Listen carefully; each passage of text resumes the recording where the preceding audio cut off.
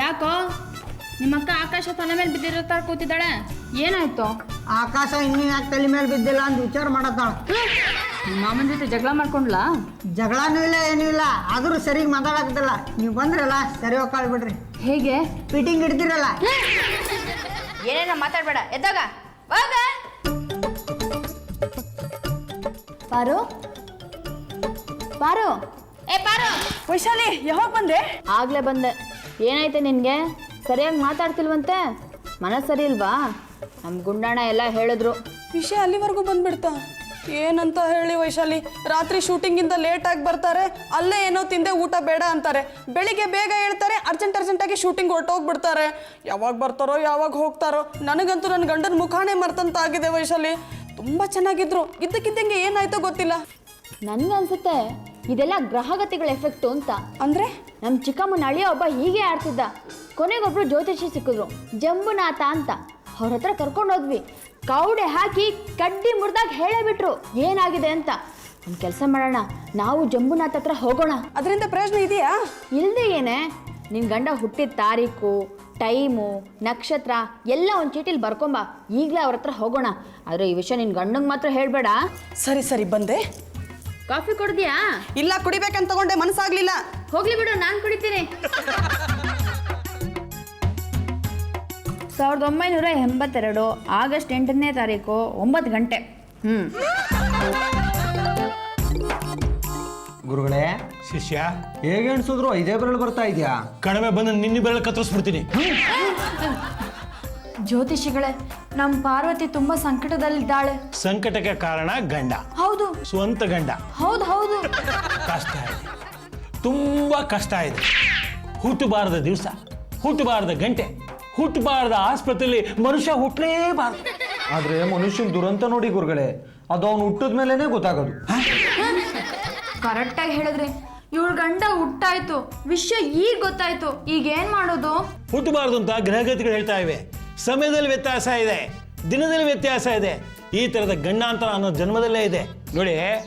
ಅವರು ಹುಟ್ಟಿದ್ದು ಶನಿವಾರ ಬೆಳಗ್ಗೆ 9 ಗಂಟೆಯಿಂದ ಬರ್ಕೊಟ್ಟಿದ್ದೀರಾ. ಅದು ರಾವು ಕಾಲದಲ್ಲಿ. ಆಗ ಹುಟ್ಟಲೇಬಾರ್ದಾಗಿತ್ತು. ಅಲ್ಲ, 1-2 ದಿವಸ ಮೊದಲು ಹುಟ್ಬೋದಾಗಿತ್ತು, ಅಥವಾ 1 ದಿವಸ ಲೇಟಾಗಿ ಹುಟ್ಬೋದಾಗಿತ್ತು. ಗುರುಗಳೇ, ಇವ್ರ ಯಜಮಾನ್ರು ಹುಟ್ಟಾಗಿದೆ, ಇವಳ ಮದ್ವೆನೂ ಆಗಿದೆ. ಈಗ ಮುಂದೆ ಏನ್ ಮಾಡ್ಬೇಕು ಅದನ್ನ ಹೇಳಿ. ಅದನ್ನ ಬಿಟ್ಟು ಬೇರೆ ಏನೇನು ಹೇಳ್ತಾರಲ್ಲೇ? ಏ ಪಾರು, ಇವರೆಲ್ಲರಿಗೂ ಭವಿಷ್ಯ ಹೇಳ್ತಾರೆ ಕಣೆ. ಮುಖ್ಯಮಂತ್ರಿಗಳ ಕುರ್ಚಿ ಅಲ್ಲಾಡುತ್ತೆ ಅಂತ ಹೇಳ್ದವ್ರೆ ಇವರು. ಅಲ್ಲಾಡ್ತಿರೋ ಸರ್ಕಾರ ಯಾವಾಗ ಬಿದ್ದೋಗುತ್ತೆ ಅಂತ ಹೇಳಿದ್ದು ನಮ್ಮ ಗುರುಗಳೇ. ಯಾವ್ಯಾವ ಮಂತ್ರಿಗಳು ಯಾವಾಗ ರಾಜೀನಾಮೆ ಕೊಟ್ಟು ಯಾವ್ಯಾವ ಪಕ್ಷ ಸೇರ್ತಾರೆ ಅಂತ ಹೇಳಿದ್ದು ನಮ್ಮ ಗುರುಗಳೇ. ಉತ್ತರ ಭಾರತದಲ್ಲಿ ಎಲ್ಲ ಮಂತ್ರಿಗಳು ರಾಜೀನಾಮೆ ಕೊಟ್ರಲ್ಲ, ಅದು ನಮ್ಮ ಗುರುಗಳಿಗೆ ಮೊದಲೇ ಗೊತ್ತಿತ್ತು. ನೋಡ್ತೀಯಾ, ಇವ್ರು ಹೇಳಿದ್ರೆ ಮುಗೀತು, ಹಾಗೆ ನಡೆಯುತ್ತೆ. ತಗೊಳಮ್ಮ, ಕವಡೆ ಹಾಕು.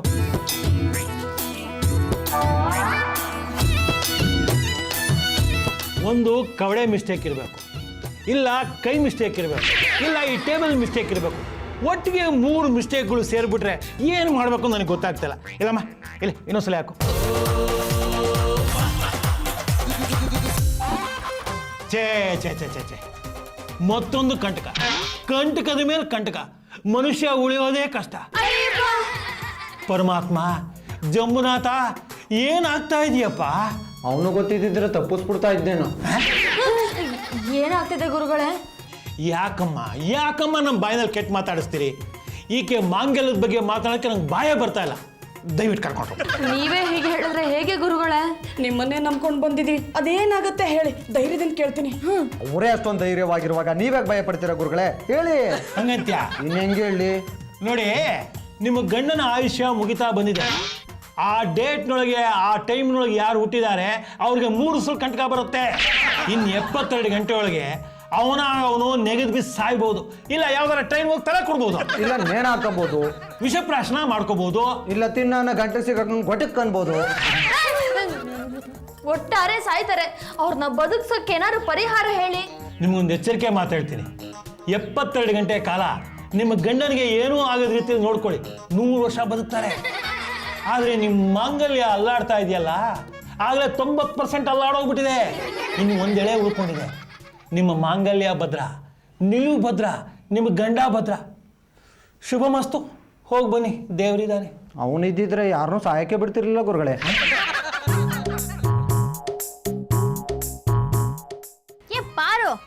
ಏನು ಆಗೋದಿಲ್ಲ, ಯೋಚನೆ ಮಾಡಬೇಡ, ಸುಮ್ಮನಿರೋ. ವೈಶಾಲಿ ನನ್ಗೆ ಯಾಕೋ ಮನ್ಸೇ ಸರಿ ಇಲ್ಲ. ಅವ್ರಿಗೆ ಏನಾಗಿದೆಯೋ ಏನೋ. ಯಾರೋ ಬಂದಾಗಿದೆ. ಎಲ್ಲಿ? ಅಲ್ಲಿ ನೋಡಿ ಚಪ್ಲಿ. ಅಯ್ಯೋ ಬಾರೆ.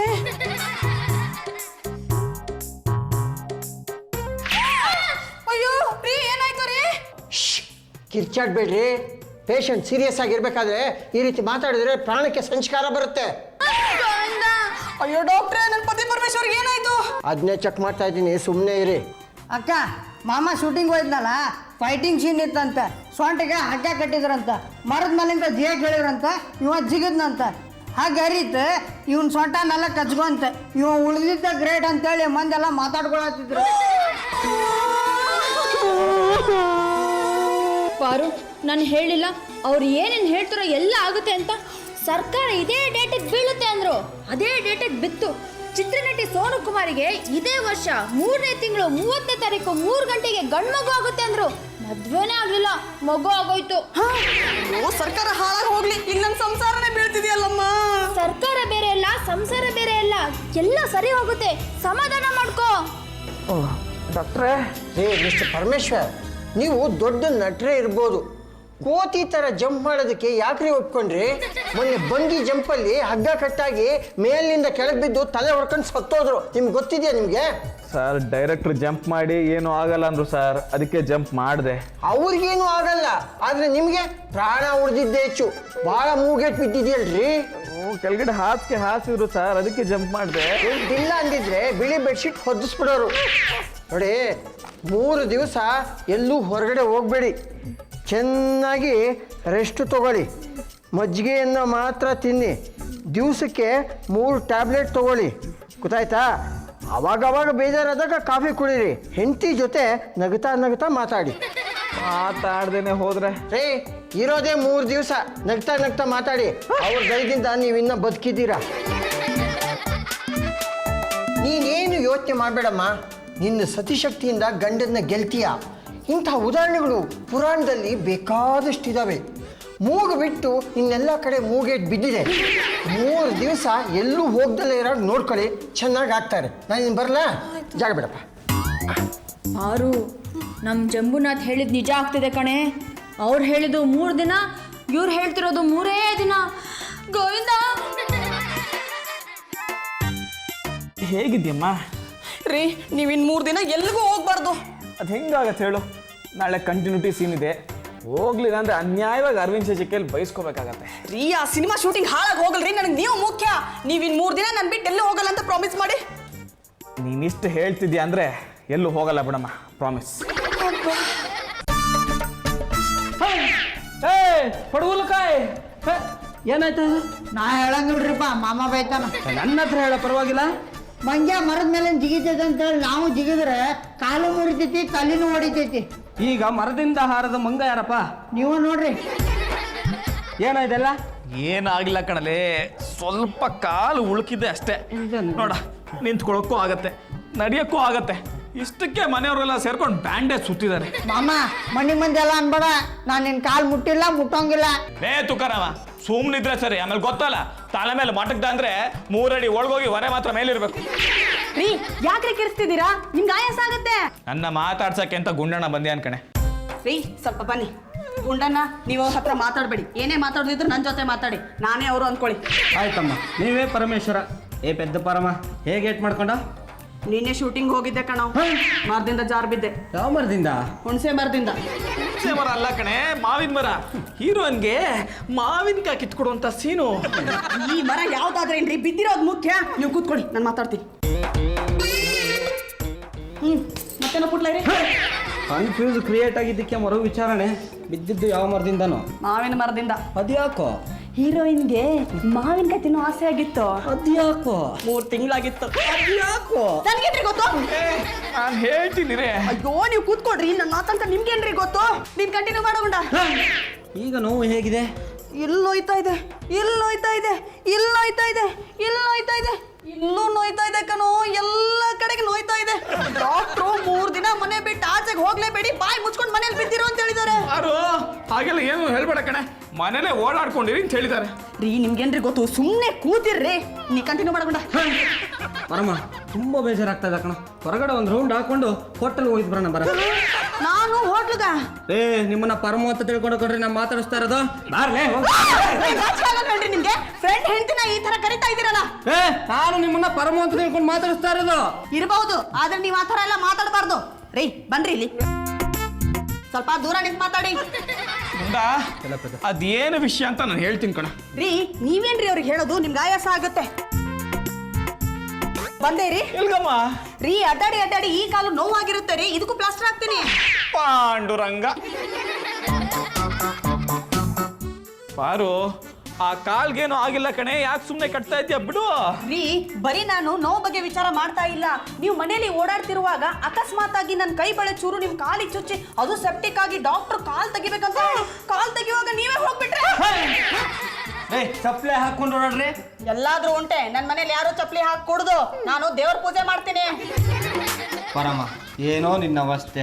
2 ಕಾಲು ಗಟ್ಟಿಯಾಗಿದ್ರು ಬ್ಯಾಂಡೇಜ್ ಹಾಕೋಬೇಕಲ್ಲ. ಕಣ್ಣಿದ್ರು ಕುರುಡ ಅಂತಾರಪ್ಪ, ಆದ್ರೆ ನಾನು 2 ಕಾಲಿದ್ರು ಕುಂಟ.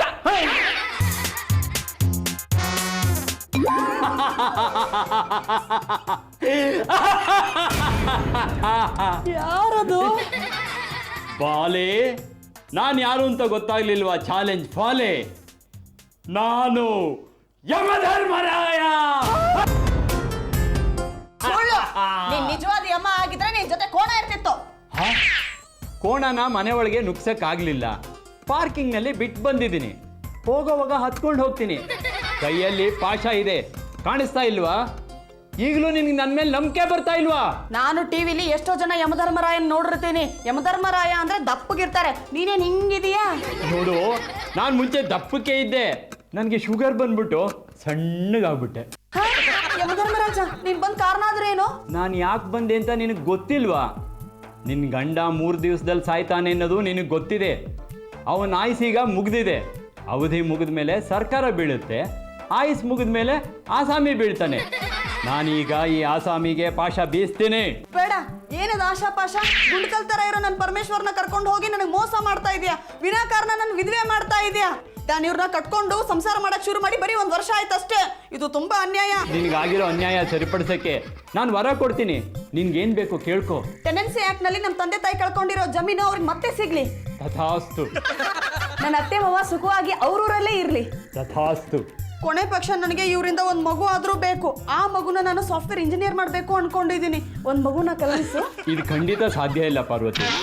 ಹಿಂದೆ ನಾನೊಂದ್ಸತಿ ಒರಿಜಿನಲ್ ಸಾವಿತ್ರಿಗೆ 100 ಮಕ್ಕಳಾಗ್ಲಿ ಅಂತ ವರ ಕೊಟ್ಟು ಸಿಕ್ಬಿದ್ದೆ. ಈ ಕೇಸ್ನಲ್ಲಿ ಹಾಗಾಗಲ್ಲ. ಯಾಕೆ ಅಂದರೆ ನಿನಗೆ ಮಕ್ಕಳಾಗೋ ಯೋಗ ಇಲ್ಲ. ನೋಡು, ಮಕ್ಕಳೊಂದು ಬಿಟ್ಟು ಬೇರೆ ಏನ್ ಬೇಕಾದ್ರೂ ಕೇಳ್ಕೊ. ಯಮಧರ್ಮರಾಜ, ವರ ಅಂದ್ಮೇಲೆ ಕೇಳಿದ್ದನ್ನ ಕೊಡ್ಲೇಬೇಕು. ಕೇಳಿದ್ ವರ ಕೊಡೋಕೆ ಹೇಳಿ ತರ ಮಾಡೋ ನೀನು ಅಷ್ಟು ದಿಪ್ಪಾಲಕನ. ಸಾಕು ನಿನ್ನ ವ್ಯರ್ಥ ಪ್ರಲಾಪ. ಇದು ತುಂಬಾ ಅನ್ಯಾಯ. ಅಕಾಲದಲ್ಲಿ ಬಂದು ನನ್ನ ಗಂಡನ ಪ್ರಾಣ ತಗೊಂಡು ಹೋಗ್ತಿರೋದು ಅಲ್ಲದೆ ನಾನು ಕೇಳಿದ ಪ್ರಶ್ನೆಗೆ ಉತ್ತರ ಕೊಡಲ್ವಾ? ಏನ್ ನಿನ್ ಪ್ರಶ್ನೆ? ನನ್ನ ಈ ಒಗಟನ್ನ ಬಿಡಿಸು. ನಮ್ಮಲ್ಲಿ ಎಲೆಕ್ಷನ್ ಆಗುತ್ತೆ, 50% ವೋಟಿಂಗು ಆಗುತ್ತೆ. ಅದರಲ್ಲಿ 4 ಜನ ಸ್ಪರ್ಧಿಸ್ತಾರೆ. 15% ವೋಟ್ ತಗೊಂಡವರು ಗೆಲ್ತಾರೆ. 15% ಜನಕ್ಕೆ ಬೇಕಾಗಿರೋ ನಾಯಕ ನಮ್ಮೆಲ್ಲರನ್ನೂ ಪ್ರತಿನಿಧಿಸಿ ನಮ್ಮ ಪ್ರತಿನಿಧಿ ಆಗಕ್ಕೆ ಸಾಧ್ಯನಾ? ಎಂಥ ಕ್ಲಿಷ್ಟವಾದ ಪ್ರಶ್ನೆ ಹೋಗಿದೆ ತಾಯಿ. ಶೇಷನ್ ವಿಶೇಷನ್ ಅಂಥವರೇ ಬಿಡಿಸಲಾರದೆ ಇರೋಂಥ ಒಗಟಿದು. ಇಂಥ ಒಗಟನ್ನ ನಾನು ಬಿಡಿಸಕ್ಕಾಗುತ್ತಾ ತಾಯಿ? ನಿನಗೆ 2 ದಿನ ಟೈಮ್ ಕೊಡ್ತೀನಿ. ಅಷ್ಟರಲ್ಲಿ ಒಗಟಿಗೆ ಉತ್ತರ ತಗೊಂಡ್ ಬಾ. ನೀನೇನಾದ್ರೂ ಉತ್ತರ ತಗೊಂಡ್ ಬಂದ್ರೆ ನಾನೇ ನನ್ನ ಗಂಡನ ನಿನಗೆ ಒಪ್ಪಿಸ್ತೀನಿ. ಒಂದು ವೇಳೆ ತರಕ್ ಆಗದೆ ಇದ್ರೆ ನೀನೇ ಆಶೀರ್ವಾದ ಮಾಡಿ ನನ್ನ ಗಂಡ ನನಗೆ ಒಪ್ಪಿಸ್ಬೇಕು. ಎಂಥ ಇಕ್ಕಟ್ಟಿನಲ್ಲಿ ಸಿಕ್ಕಾಕ್ಸಿದೆ. ಆಯ್ತು, ನಾನು ಮತ್ತೆ ಬರ್ತೀನಿ. ಯಮಧರ್ಮರಾಯ, ಏನಮ್ಮ ಅದು? ರೀ ಯಮಧರ್ಮರಾಯ ಬಂದಿದ್ದ. ಸುಬ್ಬು, ನಿಮ್ಮ ಅಮ್ಮ ಎಲ್ಲ ಯಾಕೋ? ಏನಾಯ್ತು? ನಿಮ್ಮ ಅಮ್ಮಗೆ ಏನಾದ್ರು ಆಯ್ತೇನೋ? ಮಾಮ ಎಷ್ಟು ಹೇಳಿದ್ರು ಕೇಳಿಲ್ಲ, ಇಲ್ಲೇ ಹೊರಗೆ ಬರ್ತಾರಂತ ಆಗ.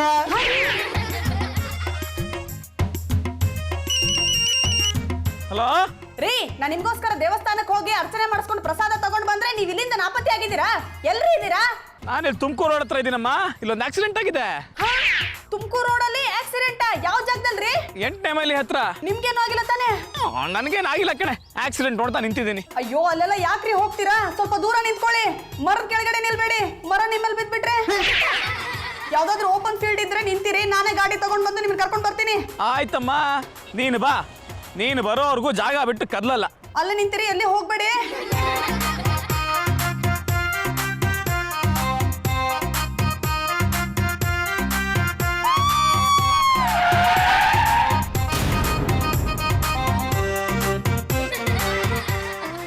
ಯಾಕಮ್ಮ ಹೋಗಿ ಕಂಬಕ್ಕೆ ಡಿಕ್ಕಿ ಹೊಡೆದೆ? ನಾನೆಲ್ಲಿ ಕಂಬಕ್ಕೆ ಡಿಕ್ಕಿ ಹೊಡೆದೆ ಡಾಕ್ಟ್ರೆ? ಕಂಬನೇ ಬಂದು ನಂಗೆ ಡಿಕ್ಕಿ ಹೊಡಿತು. ಅಯ್ಯೋ, ಕಂಬ ಎಲ್ಲಮ್ಮ ಬರುತ್ತೆ, ಅದು ನಿಂತಲ್ಲೇ ನಿಂತಿರುತ್ತೆ, ನೀನೇ ಹೋಗಿ ಡಿಕ್ಕಿ ಹೊಡೆದಿದ್ಯಾ? ಡಾಕ್ಟ್ರೆ, ನಾವು ಟ್ರೈನಲ್ಲಿ ಹೋಗುವಾಗ ನಾವು ಮುಂದೆ ಮುಂದೆ ಹೋಗ್ತಾ ಇರ್ತೀವಿ, ಕಂಬ ಹಿಂದೆ ಹಿಂದೆ ಬರ್ತಾ ಇರುತ್ತೆ ತಾನೇ, ಅದೇ ರೀತಿನೇ ಹಿಂದೆ ಬಂದು ಹೊಡೆದಿರೋದು. ಓ, ನನಗೆ ತಲೆ ಎಲ್ಲ ಕೆಡ್ತಾ ಇದೆಯಲ್ಲಮ್ಮ. ಸರ್, ನನ್ಗೆ ಅಪಾಯ ಕಾದಿದೆ, ನಾನು ಕರ್ಕೊಂಬರೋಕೆ ಅನ್ನೋ ಉದ್ದೇಶದಿಂದ ಪಾರು ಸ್ಕೂಟ್ರು ತೊಗೊಂಡ್ಬರ್ತಿದ್ಲು ಸರ್. ಅಲ್ಲಮ್ಮ, ಆಚೆ ಹೋದ ಗಂಡಸರು ಬಂದೇ ಬರ್ತಾರೆ, ಲಾರಿ ಹತ್ತಾದ್ರೂ ಬಂದೇ ಬರ್ತಾರೆ, ನೀನ್ ಯಾಕಮ್ಮ ಹೋದೆ? ಒಂದು ಸಲ ಅಲ್ಲ ಡಾಕ್ಟ್ರೆ, 100 ಸಲ ಪ್ರಶ್ನೆ ಕೇಳಿ ಅವಳಿಗೆ. ಅಕ್ಕ ಹೇಳಿದ್ ಇಬ್ರು ಅರ್ಥ ಆಗಿಲ್ಲ ಬಿಡ. ಅಕ್ಕ ಗಾಡಿ ಹತ್ತಿದ್ದ ಪ್ರಾಣ ಉಳ್ಸಕ್ಕೆ. ಅಪ್ಪ, ನಮ್ಗದು ಬೇಕಾಗಿರ್ಲಿಲ್ಲ. ಆದ್ರೆ ಅಕ್ಕಗೆ ಬೇಕಾಗಿತ್ತಲ್ಲ. ಅಲ್ಲ ಮಾಮ, ನೀನೇ ಹೋಗ್ಬಿಟ್ರೆ ನಾ ಯಾರಿಗೆ ಮಾಮ ಅಂತ ಕೇಳಲಿ? ಅಕ್ಕ ಯಾರು ಗುಡ್ ಜಗಳ ಆಡ್ಬೇಕು? ಸುಮ್ಮನೆ ತೆಪ್ಪಗೆ ನಿಂತ್ಕೊಳ್ಳೋದಾದ್ರೆ ನಿಂತ್ಕೋ, ಇಲ್ಲ ಹೋಗಿ ಹುಬ್ಳಿ ಬಸ್ ಹತ್ತು. ನೀವು ಯಾವಾಗ್ಲೂ ಹೀಗೆ ನಗ್ನಗ್ತಾ ಇರ್ಬೇಕು ರೀ. ನಗು ನಗುತ್ತಾ ನಲಿ ನಲಿ, ನನ್ನ ಮಾಂಗಲ್ಯ ಗಟ್ಟಿಯಾಗಿರ್ಲಿ ಅಂತ ಒಂದ್ಸರಿ ಹಾಡು ಹೇಳಿದ್ರಿ. ನನ್ನ ತಲೆ ಕೆಡಿಸ್ಬೇಡ ಕಣೆ, ನನಗೆ ನಿನ್ನ ಆರೋಗ್ಯ ಮುಖ್ಯ. ಆಮೇಲೆ ಮಾಂಗಲ್ಯ ಅರ್ಶಿನ ದಾರ. ಪ್ರಾಣ ಉಳಿದ್ರೆ ಎಷ್ಟು ಬೇಕಾದ್ರೂ ಮಾಂಗಲ್ಯ ಕಟ್ಕೋಬಹುದು. ಪತಿ ಪರಮೇಶ್ವರ, ಎಂಥ ಮಾತು ಎಂಥ ಮಾತು ನೀನು ಹೇಳಿದೆ, ಮುಗ್ಧ ಹೆಣ್ಣು ನಾನು ಎಂದು ನಿನಗೆ ತಿಳಿಯದೆ. ಅಮ್ಮ, ತಾಯಿ, ನೀವು ರೆಕಾರ್ಡ್ ಹಾಕ್ಬೇಡಿ, ನನಗೆ ಲೇಟ್ ಆಗ್ತಾ ಇದೆ, ನಾನು ಬರ್ತೀನಿ. ನೋಡಿ ಸ್ವಾಮಿ, ಇವ್ರನ್ನ ಚೆನ್ನಾಗಿ ನೋಡ್ಕೊಳ್ಳಿ, ಜಾಸ್ತಿ ಓಡಾಡಿಸ್ಬೇಡಿ, ಪ್ರಾಣ ಅಪಾಯದಲ್ಲಿದೆ. ಪಾರು, ತಗೋ ಹಾಲು ಕುಡಿದು ಮಲಕ್ಕು. ಅಯ್ಯೋ, ಏನ್ರಿ ಇದು? ನಾನ್ ನಿಮ್ ಸೇವೆ ಮಾಡ್ಬೇಕು ಅನ್ಕೊಂಡಿದ್ದೆ, ನೀವೇ ನನ್ನ ಸೇವೆ ಮಾಡೋ ತರ ಆಯ್ತಲ್ರಿ. ಪರಮೇಶ್ವರ, ಏನಿದು ನಿನ್ನ ಲೀಲೆ? ನಂದ ನಿಮ್ದಲ್ರಿ, ಆ ಪರಮಾತ್ಮಂದು. ಪತಿದೇವ್ರ ಕೈಲಿ ಸೇವೆ ಮಾಡಿಸ್ಕೊಂಡ್ರಿ ಪರಮೇಶ್ವರ ಮೆಸ್ತಾನೇನ್ರಿ? ಮಾಡಿ ಬಿಡಕ್ಕ, ಇಷ್ಟ ದಿನ ನೀ ಮಾಡಿಲ್ಲನೆ. ಪಾರು, ಗಂಡ ಹೆಂಡತಿ ಅಂದ್ಮೇಲೆ ಒಬ್ರಿಗೊಬ್ರು ಸಹಾಯ ಮಾಡ್ತಾನೆ ಇರಬೇಕು. ತಗೋ ಹಾಲು ಕುಡಿ. ರೀ, ನಾಳೆವರೆಗೂ ನಿಮ್ಗೆ ಏನಾಗೋದಿಲ್ಲ ತಾನೆ? ನನಗೇನು ಆಗಲ್ಲಮ್ಮ, ನೀನು ಹಾಲು ಕುಡಿದು ನೆಮ್ಮದಿಯಾಗಿ ಮಲ್ಕೋ. ನೀನು ಆರಾಮಾಗಿದ್ರೆ ಅಷ್ಟೇ ಸಾಕು. ತಗೋ. ಅಕ್ಕ ಆರಾಮ ಇರ್ತಾಳೆ, ನೀವು ಹಾಲು ಬ್ರೆಡ್ ತರಿಸ್ರಿ ಪಾರುಗೇನ ನನಗೆ.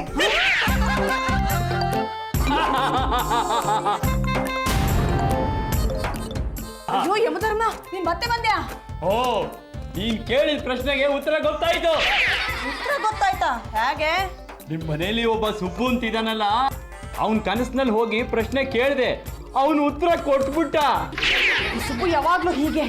ಆದ್ರೂ ನಾನು ಹೇಳ್ತಾ ಇದ್ದೀನಿ, ನನ್ನ ಗಂಡನ್ ಕರ್ಕೊಂಡು ಹೋಗೋ ಅಗತ್ಯ ಇಲ್ಲ. ನಾನು ನನ್ನ ಗಂಡನ್ ಬಿಟ್ಟಿರ್ಲಾರೆ. ಅದಕ್ಕೆ ಈಗ ಬಂದಿದ್ದೀನಿ ಬಾಲೆ, ಚಾಲೆಂಜ್ ಫಾಲೆ. ಹೇಗಿದ್ರು ನಿನ್ಗೆ ತುಂಬಾ ಏಟಾಗಿದೆ, ನೀನ್ ಬದುಕೋ ಚಾನ್ಸೇ ಇಲ್ಲ. ಈಗ ನಿನ್ನ ಗಂಡನ್ನ ಜೋಡಿ ಜೀವ ಕರ್ಕೊಂಡು ಹೋಗ್ತೀನಿ. ನೀವಿಬ್ರು ಬಂದು ನನ್ನ ಲೋಕದಲ್ಲಿ ಸುಖವಾಗಿರಿ. ಬೇಡ, ನನ್ನ ಗಂಡ ಕಷ್ಟವಂತ ಪತಿನೇ ಆಗಿದ್ರೆ, ನಾನು ನಿಷ್ಠಾವಂತ ಪತಿವ್ರತೆನೇ ಆಗಿದ್ರೆ, ನನ್ನಲ್ಲಿ ಸತಿಶಕ್ತಿ ಇರೋದೇ ಸತ್ಯವಾಗಿದ್ರೆ, ನಾನು ನಿಷ್ಕಲ್ಮಶವಾಗಿ ನನ್ನ ಪತಿನ ಪ್ರೀತಿಸ್ತಿರೋದೇ ನಿಜವಾದ್ರೆ, ನಿನ್ನ ಈ ಯಮಪಾಶ ತುಂಡಾಗ್ಲಿ ತುಂಡಾಗ್ಲಿ ತುಂಡಾಗ್ಲಿ. ತುಂಡಾಗೋಯ್ತು ತುಂಡಾಗೋಯ್ತು ತುಂಡಾಗೋಯ್ತು. ಏನ್ ತುಂಡಾಯ್ತು? ಅದೇ ರೀ, ಯಮಪಾಶ ಹಗ್ಗ ತುಂಡಾಗೋಯ್ತು. ಕನಸು ಕಂಡೇನೆ? ಕನ್ಸ?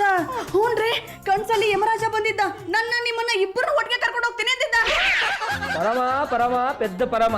ಇದರಲ್ಲಿ ಮಾನಸಿಕ ರೋಗದ ಲಕ್ಷಣಗಳು ಕಾಣಿಸ್ತಾ ಇದೆ ಕಣ, ಅದಕ್ಕೆ ನಿನ್ಗೆ ಆ ರೀತಿ ಅನಿಸ್ತಾ ಇರೋದು. ರೀ ಗುಂಡಣ್ಣವ್ರೆ, ನಮ್ಮ ಯಜಮಾನ್ರಿಗೆ ಕಂಟಕ ಇದೆ, ಅದು ಕಳಿಬೇಕು ಅಂತ ಹೇಳಿದ್ದಾರೆ. ಅಕ್ಕ ಅಕ್ಕ, ಜ್ಯೋತಿಷರ್ ಕರ್ಕೊಂಬಂದ ನೋಡ, ಗಿರಾಕಿ ಇಲ್ದ ಗಾಳಿ ಹೊಡ್ಕೊಂಡ್ ಕುಂತಿದ್ರೆ. ನಮಸ್ಕಾರ ಗುರುಗಳೇ, ಅವರೇ ನನ್ನ ಪತಿ ಪರಮೇಶ್ವರ. ಕರಿ ಕೊಟ್ಟಲ್ಲ ಟೀ ಶರ್ಟು. ಪತಿ ಪರಮೇಶ್ವರ, ಇನ್ನು ಬದುಕಿದೆಯಾ? ನಾನು ಸಾಯ್ತೀನಿ ಅಂತ ಯಾರ್ರಿ ಹೇಳಿದ್ದು? ನೀನು ಹುಟ್ಟಿದ ಡೇಟು ಸಮಯ ನೋಡಿ ನಾನೇ ಹೇಳ್ದಪ್ಪ. ಹೌದು ರೀ, ಇವ್ರೇನೇನ್ ಹೇಳ್ತಾರೋ ಎಲ್ಲ ಆಗಿದೆ. ಸರ್ಕಾರದ ಆಗು ಹೋಗುಗಳ ಬಗ್ಗೆ ಏನೇನ್ ಹೇಳಿದಾರೋ ಖಂಡಿತ ಆಗಿದೆ, ಗೊತ್ತಾ? ನಿಮ್ಮಪ್ಪ ನಮ್ಮ ಮನೆಗೆ 2 ಎಮ್ಮೆ ಕಳಿಸ್ಕೊಟ್ಟಿದ್ರಲ್ಲ, ಅದನ್ನ ಇವ್ರ ಕೇಳಿನೇ ಕಳಿಸ್ಕೊಟ್ಟಿದ್ದು. ಯಾವ ಮೇರಿ? ನೀನು ನಿನ್ ತಂಗಿ. ಕ್ಷಮೆ ಇರಲಮ್ಮ. ಜ್ಯೋತಿಷಿಗಳೇ, ನಿಮಗೆ ನಾನು ಹುಟ್ಟಿದ ದಿನಾಂಕ ಗೊತ್ತೇನ್ರಿ? ನೀವು ಹೇಳ ಕಳಿಸಿದ್ರಿ ಅಂತ ಚೀಟಿ ಸಮೇತ ಬಂದಿದ್ದೀನಿ, ನೋಡಿಲಿ. 1982 ಆಗಸ್ಟ್ 8ನೇ ತಾರೀಕು ಬೆಳಿಗ್ಗೆ 9 ಗಂಟೆ. ಬೆಳಿಗ್ಗೆ 9 ಗಂಟೆ ಅಂತ ಯಾವ ಬೇಕು ಫರ್ ಹೇಳಿದ್ದು? ಏನಪ್ಪ ಈ ರೀತಿ ಹೇಳ್ತಾ ಇದೀಯ ನೀನು? ಹೌದ್ರಿ, 1982 ಆಗಸ್ಟ್ 8ನೇ ತಾರೀಕು 9 ಗಂಟೆ ನಿಜ. ಆದ್ರೆ ಬೆಳಿಗ್ಗೆ 9 ಗಂಟೆ ಅಲ್ಲ, ರಾತ್ರಿ 9 ಗಂಟೆ. ಮತ್ತೆ ನಿನ್ನ ಹೆಂಡತಿನೇ ಬರ್ಕೊಟ್ಟಿದ್ದಾಳಲ್ಲಪ್ಪ. ಎಪ್ಪಾರೋ ಯಾಕೆ ಹಾಗೆ ಮಾಡಿದೆ? ಇವ್ರ ಜಾತಕದಲ್ಲಿ 9 ಗಂಟೆ ಅಂತ ಮಾತ್ರ ಬರ್ದಿತ್ತು ಕಣೆ. ಅದು ರಾತ್ರಿ 9 ಗಂಟೆನೋ ಬೆಳಗ್ಗೆ 9 ಗಂಟೆನೋ ಗೊತ್ತಾಗ್ಲಿಲ್ಲ. ಅದಕ್ಕೆ ನಾನೇ ಬೆಳಗ್ಗೆ 9 ಅಂತ ಬರ್ದ್ಕೊಟ್ಟೆ. ಎಂತ ಕೆಲಸ ಮಾಡ್ಬಿಟ್ಟಿಯಮ್ಮ. ಒಂದು ನಿಮಿಷ ರೀ.